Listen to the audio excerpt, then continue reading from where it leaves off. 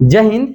आज के हम लोग वीडियो में क्या चर्चा करेंगे? आज के वीडियो में चर्चा करेंगे कि जब बिहार पुलिस में जब पहली बार फॉर्म भरते हैं तो उसमें किन किन गलतियों को नहीं दोहराना है ताकि आगे चल के हमारा जो फॉर्म रिजेक्ट ना हो। ठीक है। और दूसरा बातें क्या चीज होगा कि जो जो स्टेप अभी बता रहे हैं उसको ध्यान से फॉलो करते जाना, क्योंकि आगे चल के जो हमारा फॉर्म तो रिजेक्ट ना ही हो। और दूसरा बातें ये भी ध्यान देना क्या चीज कि हमारा जो आगे की जो स्टेप है उसमें परेशानी की सामना करना ना पड़े। ठीक है। तो इसमें किन किन बातों को ध्यान देना, सबसे पहला पॉइंट को ध्यान देना क्या चाहिए कि फॉर्म भरने से पहले, ठीक है ना, यानी कि फॉर्म भरने से पहले, ठीक है ना, फॉर्म भरने से पहले किन किन डॉक्यूमेंट हमारे पास होना चाहिए। तो सबसे पहला पॉइंट ध्यान रखना क्या चाहिए कि 10th एंड 12th, ठीक है ना, 10th एंड 12th हमारे हिसाब से कंप्लीट होना चाहिए। ठीक है। और जब ये कंप्लीट हो जाता है इसमें दो चीज डॉक्यूमेंट होता है। एक तो सबसे पहला मूल प्रमाण पत्र चाहिए, ठीक है, एक सबसे पहला मूल प्रमाण पत्र चाहिए। और दूसरा याद रख लेना क्या चाहिए कि मार्कशीट चाहिए। ठीक है ना, दूसरा पॉइंट याद रख लेना क्या चाहिए, मार्कशीट। ठीक है ना, मार्कशीट। ठीक है, दूसरा मार्कशीट हमारे पास होना चाहिए। ठीक है।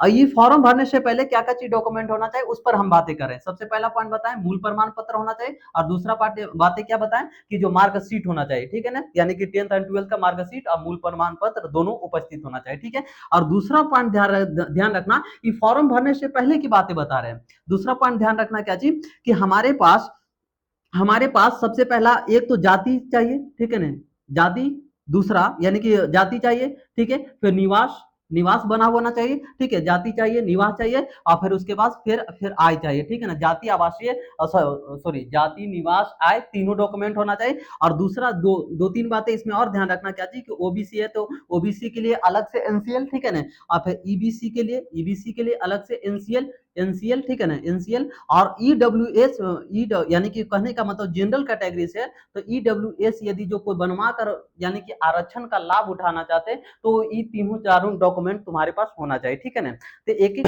तो हम क्या बताना चाह रहे हैं, हम बताना चाह रहे थे क्या कि बिहार पुलिस में जो पहली बार फॉर्म भरते हैं तो किन किन बातों को ध्यान देना होगा ताकि आगे चल के हमारा फॉर्म रिजेक्ट ना हो। ठीक है। तो इसमें पहला पॉइंट क्या बताएं कि जब फॉर्म भरने से पहले किन किन बातों को ध्यान देना। पहले तो तुम्हारे पास 10th एंड 12th का मूल प्रमाण पत्र होना चाहिए, और दूसरा मार्कशीट होना चाहिए। मार्कशीट मिलने के बाद मूल प्रमाण पत्र स्कूल से दिया जाता है, ये दोनों पॉइंट होना चाहिए। और तीसरा पॉइंट में क्या बोले कि दूसरा पॉइंट में क्या बोले कि जाति होना चाहिए, निवास होना चाहिए और आय होना चाहिए। ठीक है। और अलग से आरक्षण पाने के लिए, ठीक है ना, अलग से आरक्षण पाने के लिए, जैसे कि आप ईबीसी में है, ईबीसी में अलग से कैटेगरी है, तो जब आपका कैटेगरी ईबीसी है तो उसके लिए अलग से एनसीएल चाहिए। ठीक है। और दूसरा ओबीसी है तो उसके लिए अलग से एनसीएल चाहिए। और साथ साथ में जनरल है तो जनरल में आप आरक्षण का लाभ उठाना चाह रहे हैं तो उसके लिए ईडब्ल्यूएस का एक मतलब कि ईडब्ल्यूएस का सर्टिफिकेट चाहिए। ठीक है। तो तीन बातों को ध्यान रखना क्या चाहिए फॉर्म भरने से पहले। ठीक है ना, फॉर्म भरने से पहले इस सभी बातों को ध्यान रखना ताकि तुम्हारा आगे चल के फॉर्म रिजेक्ट ना हो। ठीक है ना, तो ये सभी पॉइंट समझ में आ गया होगा। ठीक है।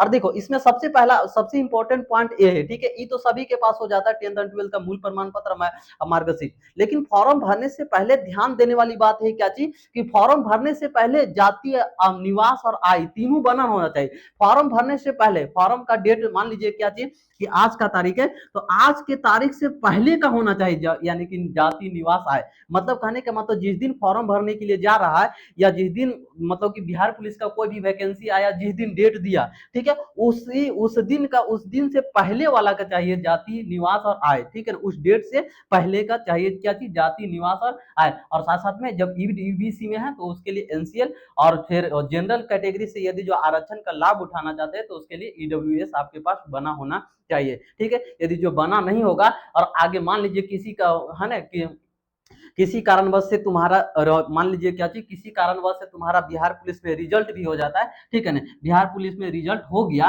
तो होने के बाद तुम्हारे पास ये सभी डॉक्यूमेंट होना जरूरी है। यदि जो डॉक्यूमेंट नहीं होगा तो फिर आगे चल के तुम्हें क्या चीज करना पड़ेगा, परेशानी की सामना करना पड़ेगा या तुम्हें रिजेक्ट कर दिया जाएगा। ठीक है ना, ये सभी डॉक्यूमेंट तुम्हारे पास होना चाहिए फॉर्म भरने से पहले। ठीक है। अब जैसे ही फॉर्म को हम लोग फिल कर लिए, ठीक है ना, फॉर्म फिल कर लिए, ठीक है ना, अब अगला स्टेप क्या होगा कि फॉर्म भरने के बाद अब क्या करेंगे। ठीक है ना, आगे हम लोग पॉइंट चर्चा करेंगे फॉर्म भरने के बाद।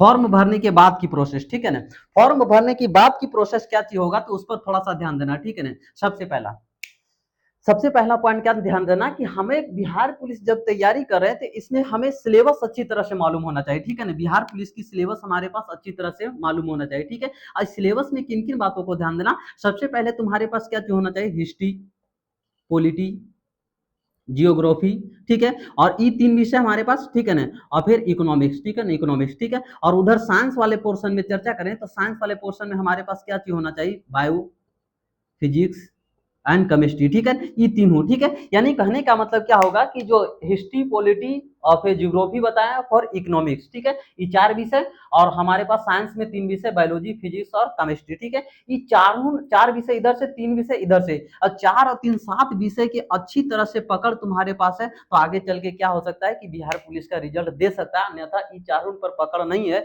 या अच्छी तरह से इन चारों विषयों को एक जाल नहीं बना है तो तुम्हारा जो बिहार पुलिस बनने की सपना ऐसा ही टूट जाएगा, ठीक है ना। क्योंकि ये चार विषय इधर से है ना और तीन विषय इधर से, ये चार विषय और तीन विषय पर अच्छी तरह से पकड़ होना चाहिए। क्योंकि देखा जाए तो ये 4 और 3 7 विषय से टोटल यानी कि 60 से सॉरी यहाँ पर थोड़ा सा ध्यान देना कि 60% से लेकर 70% का जो यानी कि वेटेज होता है, क्वेश्चन का वेटेज होता है, यानी कि 4 और 3 7 विषयों से होता है, 60 से 70% का वेटेज होता है, ठीक है। अब थोड़ा सा मैथ पर चर्चा कर ले तो मैथ्स में मान लीजिए 5 से 6 प्रश्न रहेगा, ठीक है ना। फिर उसके बाद फिर इंग्लिश पर चर्चा करें तो वो भी 5 से 6 प्रश्न रहेगा, ठीक है ना। इंग्लिश के लिए 5 से 4 या 4 से 3 इसको बोल सकते हैं। और हिंदी के लिए हम लोग लेकर चले तो 8 से 9 प्रश्न देखने को मिलेगा, ठीक है ना। तो इस सभी बातों को थोड़ा सा ध्यान देना, ठीक है ना। हम क्या बातें बता रहे थे, थोड़ा सा देखो एक बार अच्छी तरह से बातों को फिर से जाल की तरह बताते हैं, ठीक है ना। उसके बाद आगे बढ़ेंगे। हम क्या बातें बता रहे थे कि बिहार पुलिस में जब कोई पहली बार फॉर्म भरता है तो किन किन गलतियों को नहीं दोहराना ताकि तुम्हारा आगे चल के फॉर्म रिजेक्ट ना हो, ठीक है ना। तो पहला पॉइंट क्या बताएं कि फॉर्म भरने से पहले सभी डॉक्यूमेंट को अच्छी तरह से जांच कर लेना कि सभी डॉक्यूमेंट हमारे पास है या नहीं, ठीक है ना। उसमें पहला पॉइंट क्या बोले कि 10th एंड 12th का जो मूल प्रमाण पत्र, पहले मार्कशीट दिया जाता है ना। मतलब स्कूल के द्वारा तुम्हें मार्कशीट दिया जाएगा। मार्कशीट देने के बाद 1 से 2 वर्षों के बाद तुम्हें मूल प्रमाण पत्र वहां स्कूल में है ना आएगा, तो वहां से मूल प्रमाण पत्र ले लेना है, ठीक है। ये विषय हो गया, सॉरी इतना सभी बातें इसमें बताएं, ठीक है। और जब फॉर्म भर ले हैं, ठीक है ना, तो फॉर्म भरने से पहले जैसे हम भर अभी मान लो जो क्या चाहिए कि बिहार पुलिस का मान लो कि वैकेंसी आने वाला है, तो वैकेंसी आने वाला है तो उसमें हम क्या करेंगे कि अभी से ही जाति, निवास, आय और ईबीसी में है तो एनसीएल और जनरल में है तो ईडब्ल्यूएस, ठीक है ना। ये सभी डॉक्यूमेंट को बनाकर पहले से रखेंगे, फॉर्म भरने से पहले रखेंगे। यदि जो ये पहले फॉर्म भरने के बाद में बनाते हैं तो जो है ना जो हम बोर्ड है सीएसबीसी बोर्ड है वो आगे चल के इसे क्या कर दिया जाएगा, तुम्हें रिजेक्ट कर दिया जाएगा, ठीक है ना। फॉर्म को रिजेक्ट कर दिया जाएगा या आगे की जो प्रोसेस होगा तुम्हारा रिजेक्ट कर दिया जाएगा, ठीक है ना। इस सभी पॉइंट को बताएं। फिर उसके बाद फिर क्या बताएं कि फॉर्म भरने के बाद किन किन बातों को ध्यान देना है हमें आगे चल के कि परेशानी की सामना ना करना पड़े, या ऐसे भी बोल सकते हैं कि बिहार पुलिस में रिजल्ट देने के लिए हम लोग किन किन बातों को ध्यान देंगे, ठीक है। तो पहला पॉइंट क्या बताएं कि हिस्ट्री, पॉलिटी, ज्योग्राफी और इकोनॉमिक्स ये चार विषय का जाल बनाना है, ठीक है। और तीन विषय का इधर से है ना, बायोलॉजी, फिजिक्स, केमिस्ट्री, ठीक है। ये चार विषय इधर से, तीन विषय इधर से, इस 7 विषय मिलाकर 60 से 70% हमारे पास क्या चीज वेटेज है, 60 से 70% का वेटेज है क्या चीज, मतलब कि ये तीनों विषय और सॉरी और 4 और 3 7 विषयों का, ठीक है ना। बिहार पुलिस में सिलेबस में देखा जाए तो 60% यानी 60 से 70% का वेटेज इधर है। फिर मैथ में देख ले तो 5 से 6 प्रश्नों का, इंग्लिश में देख ले तो 4 से 3 प्रश्नों का, और हिंदी में देख लिया जाए तो 8 से 9 प्रश्नों का वेटेज देखने को मिलता है, ठीक है ना। यानी कि 100 प्रश्नों में ध्यान देना क्या चीज कि 100 को प्रश्न हमारे पास पूछ रहा है तो उसमें 60 से 70%, ठीक है ना, 60 से 70% जो हमें यानी कि जीके है ना और जीएस से देखने को मिलेगा, ठीक है ना। फिर उसके बाद फिर भी आप बोले हिंदी, ठीक है ना, 8 से 9 प्रश्न, ठीक है, हिंदी के लिए 8 से 9, और फिर उसके बाद फिर इंग्लिश के लिए बोले 4 से 3 है ना, 4 से 3, और फिर उसके बाद फिर मैथ के लिए बोले है ना, मैथ के लिए बोले 5 से 6, ठीक है, 5 से 6 हमारे पास प्रश्न देखने को मिलेगा, ठीक है। और इस सभी को जाल को अच्छी तरह से बना लेगा तो तुम्हारा बिहार पुलिस में रिजल्ट देने से कोई रोक नहीं सकता है, ठीक है ना।